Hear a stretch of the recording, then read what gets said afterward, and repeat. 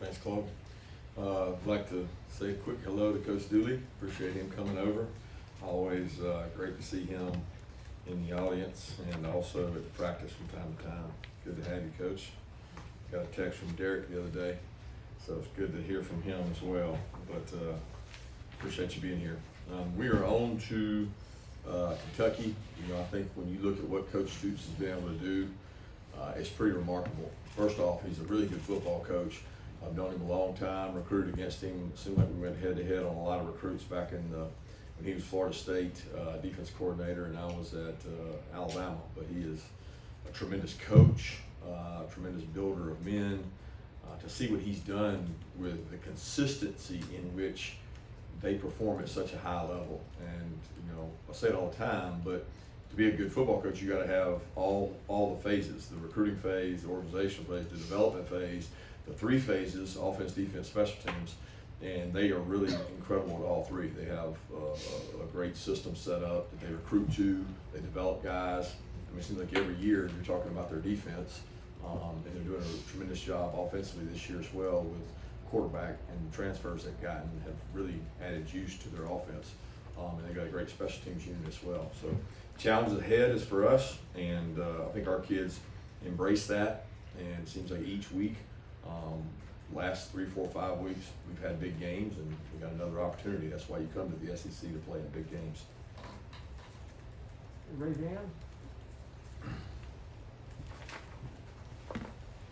Kirby, I got a feeling I know the answers, but I got to ask it anyway. I mean, it isn't, you guys are number one. I mean, this is a plateau of sorts, and I know it's where you finished, but do you take any satisfaction or allow yourself a moment to, you know, appreciate where you built the program in your time here? It's just a number, right? I mean, I don't see a plateau, not a whole lot different plateau. The goal is to be number one at the end of the season. You always know that. Everybody's goal's there. But to have an opportunity to do that, you got to be in the four. And that's the most critical part. So we won't get caught up in that, and we'll let you guys write about it. And that's not a burden we carry. The burden we carry is how we play.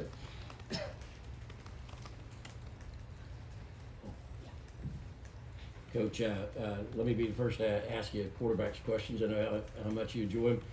Obviously, Stetson Bennett's playing really, really well at this point. What happens if JT Daniels checks out 100% this week? Do you make a change at quarterback, or do you keep things how they're going since they're going so well? You know how I feel about hypotheticals, so it's just a hypothetical. I mean, we're trying to get JT back. He is much improved this last week. At the end of the week, he had a really productive throwing session. I guess it was Thursday maybe. And then for the game, he was able to throw more than he was the previous week.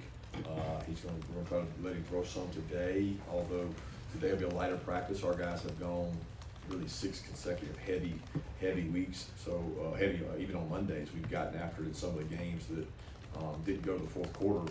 We practiced pretty hard on Monday. So today, that won't be the case, and we had a really physical 2 games in a row with the Arkansas game and the Auburn game. So there'll only be so much we're able to get done today. But we'll look to see how he is and see where he is and see what he can do. That's always the case. But, I mean, I'm not getting into that. Right now, I'm worried about making sure we got a healthy quarterback and keeping our quarterbacks healthy by keeping them upright and keeping them protected. Kirby, looking back at the tape from Auburn, is there anything you took away from it that still needs to be improvement in those 3 phases you're talking about? And then I know you're getting in heavy now to Kentucky, but what is the difference in that offense right now that's scoring a lot of points? Biggest difference is they've got a really great supporting cast. You know, they've got a quarterback that's really wise, really bright, great system in the play action boots they do, and the quarterback is a really good athlete, but he throws the ball really well, and he has weapons. You know, they've always been one of the most physical games, if not the most physical game we played in. And I don't think the rest of the world understands the physicality with which their offensive line is played with, their run game, and their defensive line has been enormous in terms of size, just different type than maybe you play against in an Arkansas or even Auburn. They strike blockers. They're similar to us defensively in the front mechanics they play and how they play blockers. So they've always been really great at stopping the run and running the ball. The added dimension now is the quarterback with the vertical passing game, weapons they have outside obviously are different, and the backs are just they run so physical and so downhill.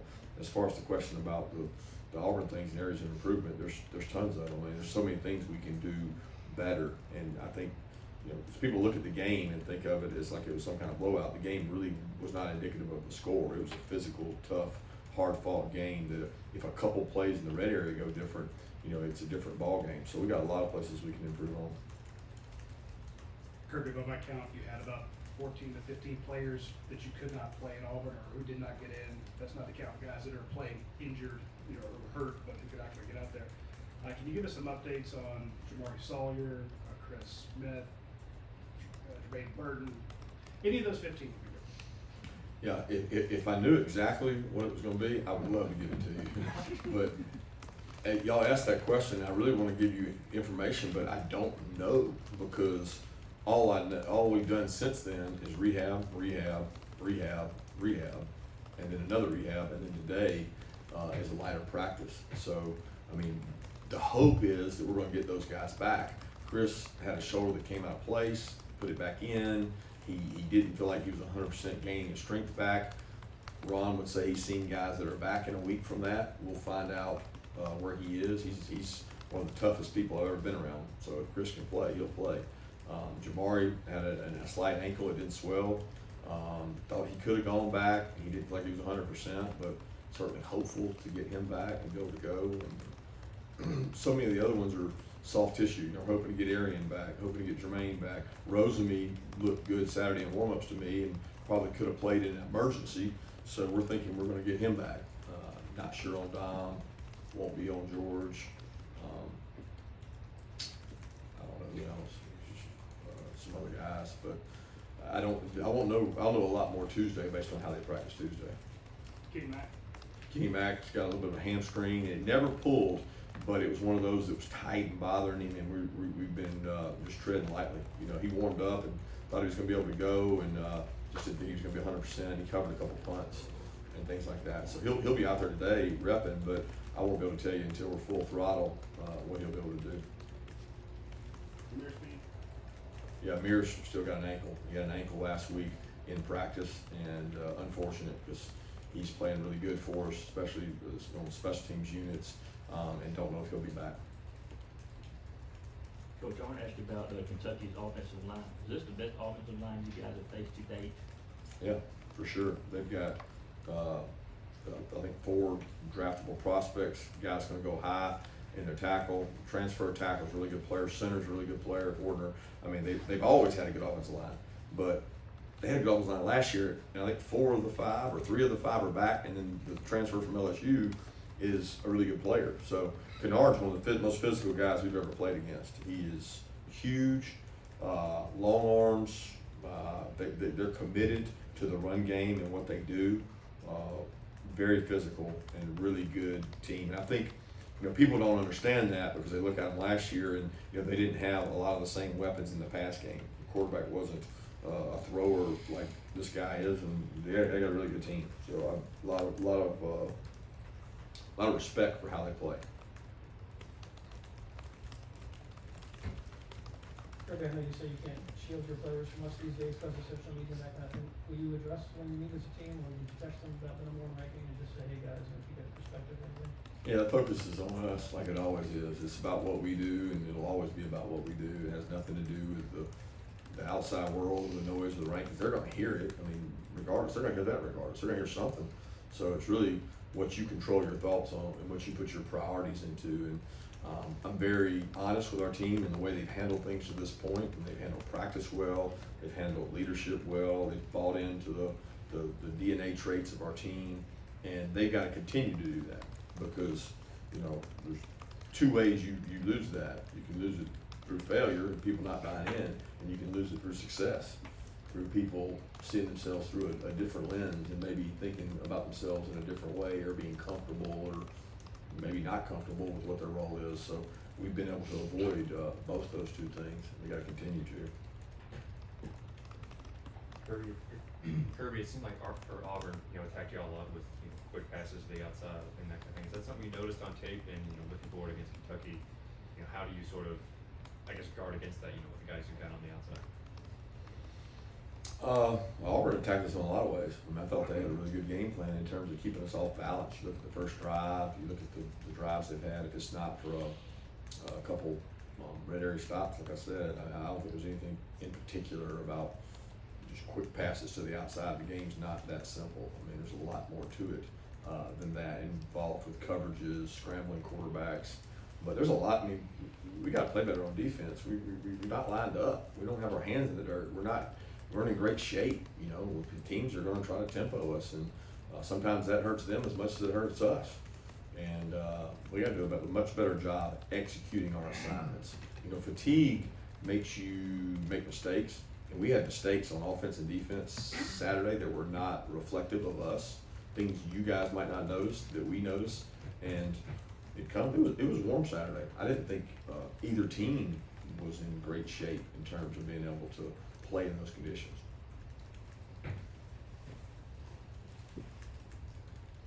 Kirby, we saw a couple years ago the importance of returning receivers and healthy receivers like Cager in that year's offense. This year, you're supposed to have all these receivers coming back, and you have all the injuries. You're still rolling with redshirt freshmen, true freshmen, and succeeding. How has that happened this year? Well, I think spring practice, number one, was a big help because the guys who have contributed were here in the spring, and they got a lot of experience in the spring. Year two in the system for a lot of the other guys that are playing. Obviously, Kieris is kind of a vet now. He's been in Monken's system. Ladd's been in the system for really his second year. AD's been in the system for spring and fall. It allows them to be successful, and the run game allows them to be successful because some of the plays that we're hitting are play action plays. And as long as they're able to honor that and be successful in the run game, and that's our goal is 5.5 rush. That doesn't mean we're going to rush the ball for 5.5 yards a time, but if we can be effective and stay ahead of the chains, it allows us to be effective in the play action pass game. And I think the play action pass game has helped our lack of depth in receiver succeed, along with our depth at running back and tight end. There was, 20%, 30%, 40%, I don't know what it was, snaps that we had 13 in the game the other day. So that's 3 tight ends, and fortunate we've been able to get guys back there and be a little more healthy to take some of that burden off the wide receivers. Hey Kirby, you talked about the next man up mentality on Saturday. Dan Jackson, he kind of embodied that on Saturday. How do you feel about how he performed against Auburn and then moving forward? Dan practices really well. He's a guy you can count on because you feel like you're going to get from Dan what you see in practice, what you're going to get in the game, because he puts everything into every practice, and that's what allows him to be successful. Because Dan's a really tough, hard-nosed player, and he understands our defense, and he can play multiple positions. And I was really proud of the way he went in and played Saturday. But, he plays better the people in front of him play, so it puts a lot more burden on our front 7 to play at a high level to make sure that Dan plays well. Coach, talking about the run game, can you talk a little bit about Zamir White and James Cook too? But Zamir in particular, it just feels like he's really getting the job done, to put it simply, scoring a lot and seems to be in there in a lot of big moments. Yeah, he's an extremely physical runner. He's 100% for probably the true first time where he feels really good. He had an incredible off season. He didn't have the interruption of COVID, coming off a knee. You feel like he's hitting stride where his acceleration, his burst, his pass protection, his breaking of tackles, his yards after contact have been really good. And I feel the same way about James. Those two guys are heart and soul of at least our offense, and how they go sometimes is how we go. And there's not always a bunch of big holes. They manufacture runs and keep us on schedule, I would say. And their leadership, more than their play, has been one of the key components of this team. Kirby, last time y'all swing to the #1 ranking in the middle of the season. You remember you started that game against South Carolina with an onside kick, and you said after the game, you want to still be aggressive, be the hunters, all that kind of stuff. Is that something, did you learn anything from that week about keeping a team aggressive and hungry, even when they've, reached the top of the rankings? I really don't remember anything about that week. I mean, you telling me that was the first reminder I've had of it. I didn't know when or that happened. It's just not really relevant. You guys need a story, write it all you want, but it has no relevance whatsoever for us because it's all about how we practice and what we do. Do you worry about the psyche of guys reading it and looking at it like was discussed? I mean, yeah, you gotta do a good job talking to your guys and keeping them grounded, but that's part of what we've been working on for 10 months around here.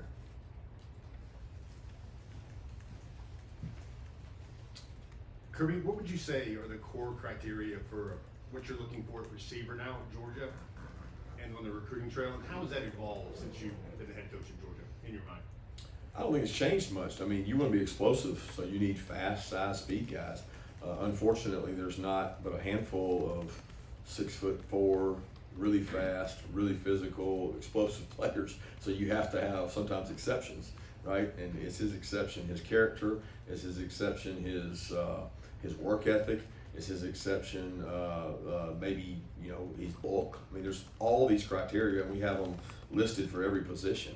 But size is important. Monken really believes in the ability to go vertical and stretch people vertical, and that might not mean just speed.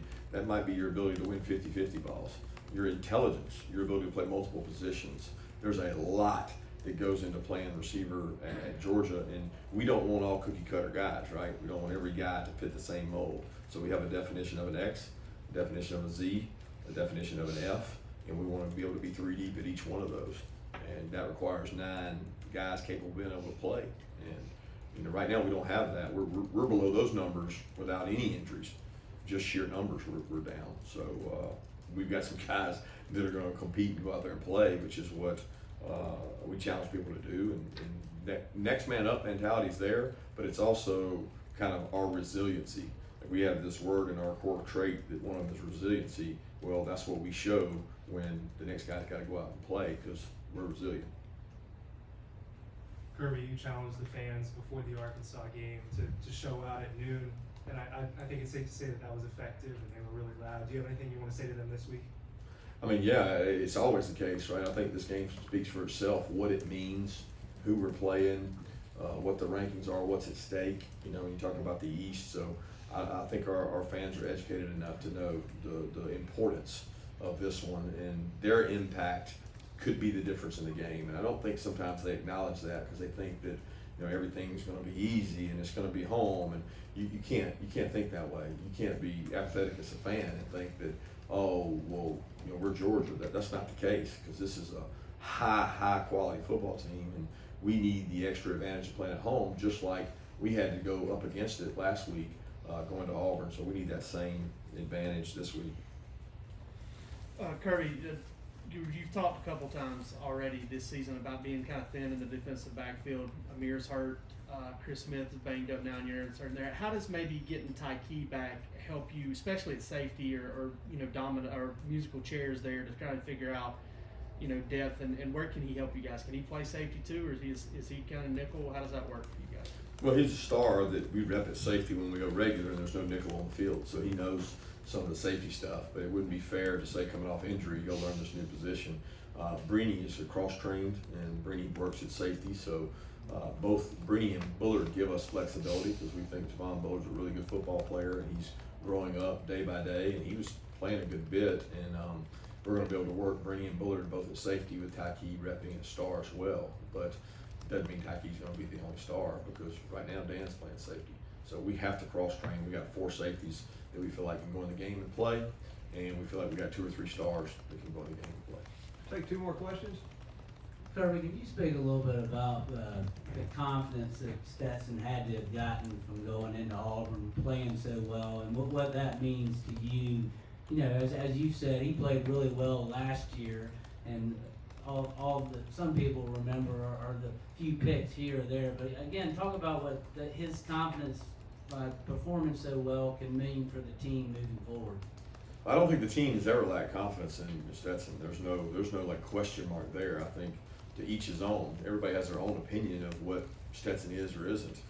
Within this team, there's a belief that Stetson's a really good football player and he's a winner, and he's done nothing to show us otherwise in terms of his toughness, his competitive nature, the embracing of the offense, the embracing of the role to stay here and compete when for a while there he was a 3 and not getting as many reps. So I'm very pleased with the way he's handled things. I think him playing well at Auburn really has more to do with the outside circumstance, because he went on the road last year and played in some tough places. He didn't play in that kind of crowd noise. And, you know, he should be given kudos in managing and effectively managing the offense to no penalties. I mean, to go in that environment and play and not have penalties, number one, give Matt Luke, Todd Monken, Dale McGee, Cortez Hankton, Todd Harley a lot of credit, because that's hard. I mean, go watch all these other teams play on the road. It's tough. And that, to me, is incredible. But Stetson had something to do with that, because he's got to function, he's got to manage. And it's not to say we didn't have mistakes, we did, but it should give him confidence, because he already had confidence in his ability to play. He played in a tough environment and handled things really well. Kirby, it seems like a lot of the national attention is on Jordan Davis, Devontae Wyatt, some of those guys, but it seems to me, as a layman, Jalen Carter has been very, very impressive through 6 games. Tons of quarterback hurries.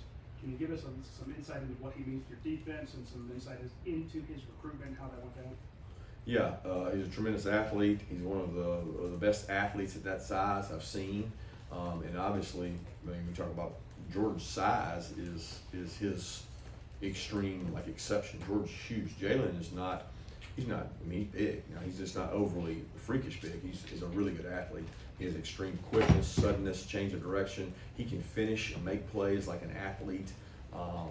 Just a really good combination of Devontae and Jordan is Jalen, and he has played well, and he's got to continue to work to get better. Those guys are at another level when it comes to being able to execute and understanding how to play the game. Jalen's still learning, and he's making plays because he's talented, and we've got to continue to grow him because he can make us a better football team. Thank you. Thanks.